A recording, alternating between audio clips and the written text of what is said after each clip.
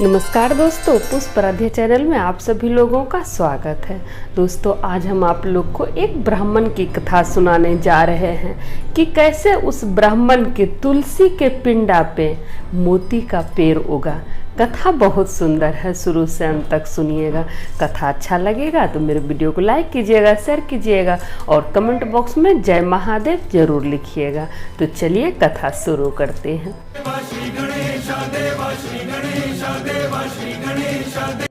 एक ब्राह्मण थे। ब्राह्मण के घर में उनकी पत्नी थी, उनका बच्चा था, माता पिता, पूरा परिवार भरा हुआ था। ब्राह्मण जो थे जब दान लेते थे किसी से तो उतना ही दान लेते थे जितना उनके घर में खर्च होता था। वो ज़रूरत से ज़्यादा पैसा नहीं लेते थे। जब वो देखते थे कि उनका घर का खर्च पूरा हो जाएगा इस पैसा से, फिर वो दान नहीं लेते थे। फिर अगले दिन जाते और फिर ज़रूरत का सामान भर ही दान मांगते थे। उससे ज़्यादा वो दान किसी से नहीं लेते थे। इससे उसकी पत्नी बहुत नाराज रहती थी।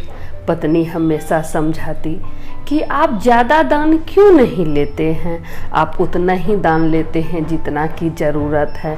लोग अगले दिन का सोचता है, आप आज का ही क्यों सोचते हैं सिर्फ। तब ब्राह्मण बोलते हैं कि कल का तो भगवान सोचेंगे, कल हम क्या खाएंगे उसका व्यवस्था ऊपर वाला बैठे हैं करने के लिए। आज का हम व्यवस्था किए, कल का व्यवस्था परमात्मा करेंगे। इसलिए ज़्यादा दान की ज़रूरत नहीं है, ज़्यादा पैसा का ज़रूरत नहीं है, ऐसा बोल के हमेशा टाल देता। ब्राह्मण के नगर में ही एक राजा रहते थे। राजा खूब सेवा करते थे ब्राह्मण की। कोई भी निर्धन आदमी आता तो उसको धन दे के विदा करते थे। धर्मात्मा थे राजा। लेकिन राजा जो थे दूसरे पे भरोसा बहुत करते थे। मंत्री सब पर बहुत भरोसा करते थे कि मंत्री सब काम ठीक से ही करता होगा। राजा का मंत्री सब बहुत सारा बेईमान था, जो राजा का धन चुरा चुरा के जमा करते रहता, अपने घर ले जाता। राजा धर्मात्मा थे लेकिन अपना धन का ख्याल नहीं रखते थे। एक दिन ब्राह्मण की पत्नी बोलती है ब्राह्मण से कि आप राजा के घर क्यों नहीं जाते हैं। सुनते हैं राजा सबको मुंह मांगा दान देते हैं, तो आप राजा के घर क्यों नहीं जाते हैं। आप भी राजा के घर जाइए और मुंह मांगा दान लेके आइए। अब ब्राह्मण पत्नी के जिद के आगे हार गए और चले गए राजा से दान मांगने के लिए। जब राजा के घर पहुंचे ब्राह्मण तो देखते हैं वहां राजा नहीं थे। फिर ब्राह्मण घर चले आए। फिर दूसरे दिन पत्नी भेजी कि जाइए, हो सकता है आज राजा आए हो। तो ब्राह्मण फिर गए राजा के घर। दूसरे दिन भी राजा राजमहल में नहीं थे। फिर ब्राह्मण घर चले आए। फिर जब तीसरे दिन जाते हैं ब्राह्मण राजा के घर, तब राजा वहाँ मिल जाते हैं और राजा उनको ब्राह्मण को आसन पे बैठाते हैं और क्षमा मांगते हैं कि मेरे वजह से आपको 2 दिन लौटना पड़ा, सो मांगिए आपको क्या चाहिए, क्या लीजिएगा आप। तो ब्राह्मण बोले कि हमको आपका कमाई का पैसा चाहिए, आपके पसीने से कमाया हुआ धन चाहिए, वही हमको दान में चाहिए। अब राजा सोचने लगे कि मेरे पास तो अपार धन है, लेकिन इसमें मेरा पसीना नहीं है कहीं भी, ये मेरा कमाया हुआ धन नहीं है। तब राजा बोले कि ठीक है, आप एक दिन बाद आइएगा, एक दिन बाद हम आपको कमाया हुआ धन देंगे, अपना कमाया हुआ पसीने से कमाया हुआ धन हम आपको देंगे। अब ब्राह्मण जो थे वो अपना घर चले गए। जब ब्राह्मण की पत्नी पूछती है कि राजा मिले, तो ब्राह्मण बोलते हैं हाँ मिले, लेकिन वो एक दिन बाद बुलाए हैं। अब ब्राह्मण की पत्नी पूरा खुश हो गई। वो सोची कि लगता है जरूरत से ज्यादा धन ये मांगे हैं, तभी तो राजा को व्यवस्था करने में समय लगेगा, जो एक दिन बाद बुलाए हैं। इसका मतलब ढेर सारा धन मिलने वाला है। पूरा खुश हो गई। अब इधर राजा जो थे राजमहल में, वो राजा फटा चिटा कपड़ा पहन के तैयार हो रहे थे, गरीब आदमी का भेष बना के तैयार हो रहे थे। तब उनकी रानी पूछती है कि आप इस रूप में कहाँ जा रहे हैं? तब राजा बोलते हैं कि हम अपना पसीना का कमाया हुआ धन लाने जा रहे हैं, हम अपने से कमाने जा रहे हैं, जो कि हम ब्राह्मण को दान देंगे। तब रानी बोलती है कि आप अकेले क्यों जाइएगा, आप हमको भी ले चलिए, हम भी आपके साथ चलेंगे और आपकी मदद करेंगे। तब राजा बोलते हैं नहीं, तुम मत जाओ, तुम नहीं कर पाएगी। तब रानी बोलती है कि नहीं, हम जाएंगे, आप जाइएगा तो हम भी जाएंगे। फिर रानी तैयार हो जाती है, गरीब का वेश धारण करके तैयार हो जाती है और राजा रानी दोनों राजमहल से निकल जाते हैं काम की तलाश में। अब पूरा नगर राजा और रानी घूमने लगते हैं कि किसी को मजदूर चाहिए, किसी को मजदूर चाहिए। पूरा सबसे पूछ रहे थे, लेकिन कोई नहीं बोला कि हाँ हमको मजदूर चाहिए। राजा निराश होके लौट ही रहे थे, तभी राजा को एक लोहार नजर आता है, जो कि लोहा गरम करके पीट रहा था। तभी राजा उसके पास जाते हैं और पूछते हैं कि क्या आपको मजदूर चाहिए, हम मजदूरी करने आए हैं। तब लोहार बोलता है कि हाँ मजदूर तो चाहिए, लेकिन हम 2 रुपया ही देंगे, 2 रुपया तुमको, 2 रुपया इसको, इससे ज़्यादा हम नहीं दे पाएंगे। और काम करना पड़ेगा, भट्ठी जलाना पड़ेगा, इसमें लोहा को गरम करना होगा और पीटना होगा। तो राजा तैयार हो गए, क्योंकि राजा ब्राह्मण को बुलाए थे एक दिन बाद। तो राजा तैयार हो गए कि हाँ हम कर लेंगे। अब लोहार तो पहचान नहीं रहा था कि राजा और रानी साक्षात उसके घर पधारे हैं। तब लोहार जो है राजा को काम दे दिए कि जाओ भट्ठी जलाओ और लोहा गरम करो और उसको पीटो। और रानी को बोला लोहार कि जाओ कुआं से पानी भर के ये हौदा भर दो और भट्ठी में कोयला लाके डालो। अब राजा और रानी दोनों काम पे लग गया। अब राजा भट्ठी जला रहा था तो भट्ठी नहीं जल रहा था, फिर लोहा गरम करके हथौड़ा नहीं चला पा रहा था, किसी तरह से राजा हथौड़ा पीट रहा था। अब रानी जो थी अब कोयला ला ला के भट्ठी में डाल रही थी। रानी का गोरा गोरा हाथ काला पड़ गया, हाथ में छाला पड़ गया। अब ये सब लोहार की पत्नी देख रही थी और उसको बहुत गुस्सा आ रहा था कि ये दोनों ठीक से काम नहीं कर रहा है। अब लोहार की पत्नी लोहार को डांट रही थी कि आप कहाँ से इन नवसिखिया आदमी सबको लेके आए हैं, देखिए ठीक से काम तक नहीं कर पा रहा है। अब लोहार राजा और रानी को डांटने लगा कि ठीक से काम करो, नहीं तो 1 पैसा नहीं देंगे। अब राजा और रानी मन लगा के काम करने लगा। जब शाम हो गया तब राजा और रानी को लोहार 2-2 रुपया दिया। अब राजा रानी 2-2 रुपया लेके राजमहल चले आए।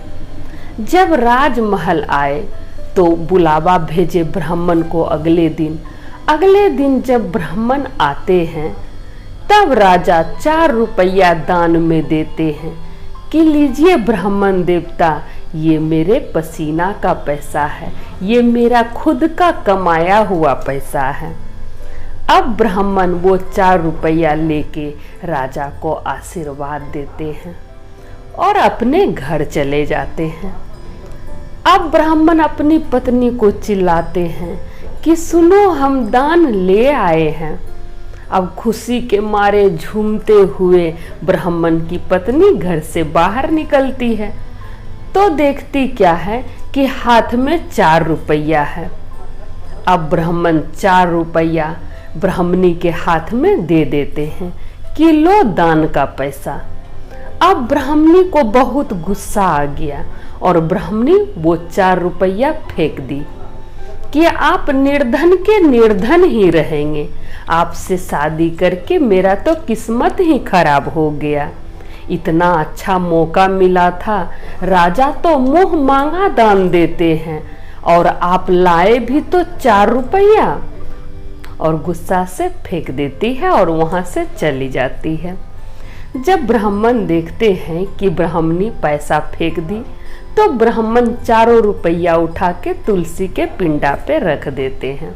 4 सिक्का तुलसी के पिंडा पे रख देते हैं और सोचते हैं कि जब गुस्सा ठंडा हो जाएगा तो ब्राह्मणी अपने ले लेगी ये 4 रुपया।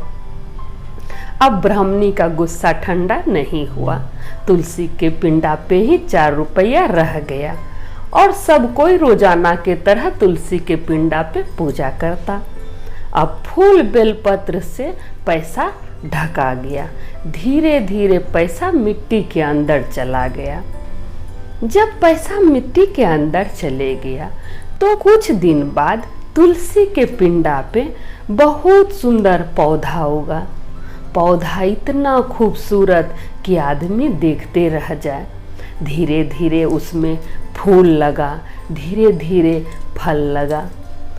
अब जब फल लगा तो वो मोती का फल था, लेकिन ब्राह्मण और ब्राह्मणी को पता नहीं था कि ये मोती का पेड़ है और ये मोती है।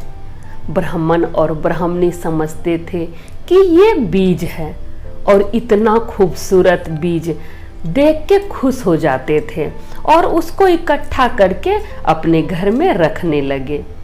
अब रोज ढेर सारा बीज जो मोती था, लेकिन ब्राह्मण और ब्राह्मणी समझते थे कि वो बीज है। बीज खूबसूरत था देखने में, तो रोज जो था ढेर सारा बीज तुलसी पिंडा के आसपास फैल जाता और रोज ब्राह्मणी बटोर के उसको अपने घर में रख देती। धीरे धीरे ब्राह्मणी का घर बीज से भर गया जो कि मोती था।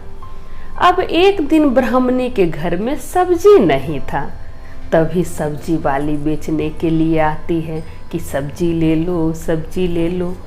तब ब्राह्मणी सब्जी वाली को रोकती है और बोलती है कि देखो मेरे पास पैसा नहीं है, लेकिन मेरे पास बहुत सुंदर बीज है, तुम देख लो, उसके बदले तुम हमको सब्जी दे दो। तुमको बीज पसंद आएगा तो तुम रख लेना और उसके बदले हमको सब्जी दे देना। अब सब्जी वाली तैयार हो गई। सब्जी वाली बोली कि देखे कौन सा बीज है। तब ब्राह्मणी एक कटोरी वही मोती लाती है। अब सब्जी वाली मोती देख के खुश हो जाती है, वो समझ जाती है कि ये मोती है और वो तुरंत ले लेती है और मन पसंद का सब्जी ब्राह्मणी को दे देती है। अब इधर सब्जी वाली खुश कि 10 रुपया के सब्जी के बदले हमको 1000 रुपया का फायदा हुआ, और उधर ब्राह्मणी खुश कि चलो कुछ बीज के बदले ढेर सारा सब्जी मिल गया। अब दोनों खुश। इसी तरह रोजाना सब्जी वाली सब्जी दे जाती और कटोरी भर के मोती ले जाती। इसी तरह उसका चलते रहा घर गृहस्थी।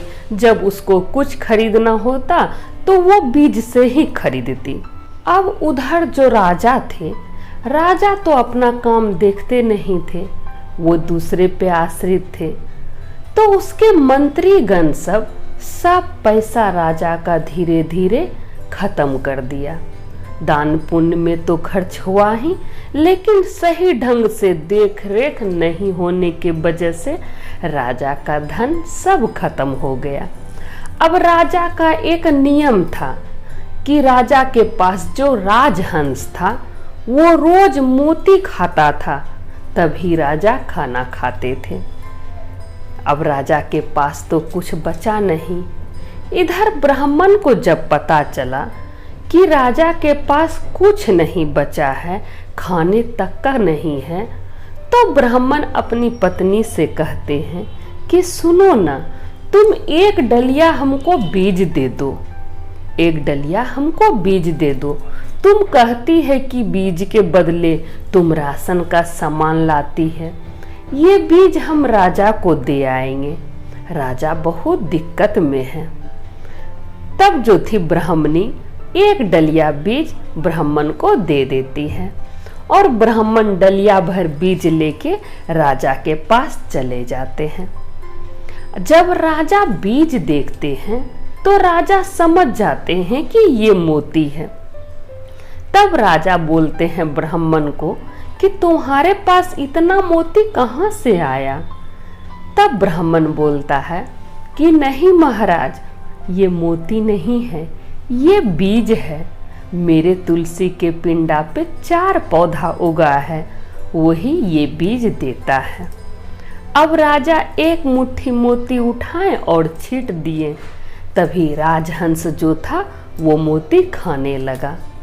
तब राजा बोलते हैं कि नहीं, ये मोती है, चलो तुम हमको दिखाओ कि ये कौन से पिंडा पे उगा है, इसका पेड़ कैसा होता है। तब राजा को लेके ब्राह्मण अपने घर आते हैं और राजा को दिखाते हैं मोती का पौधा। जब राजा मोती का पौधा देखते हैं तो फिर राजा पूछते हैं कि ये बीज तुम कहाँ से लाया, ये पौधा का बीज तुम कहाँ से लाया।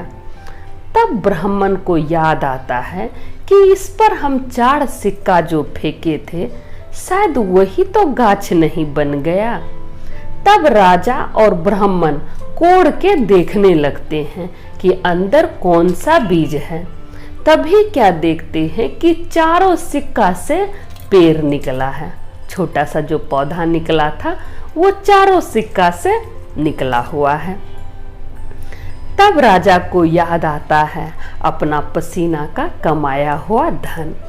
ब्राह्मण बताते हैं कि महाराज, ये रुपया आप ही का है, आप ही हमको दान में दिए थे, उसी से ये पेड़ निकला है।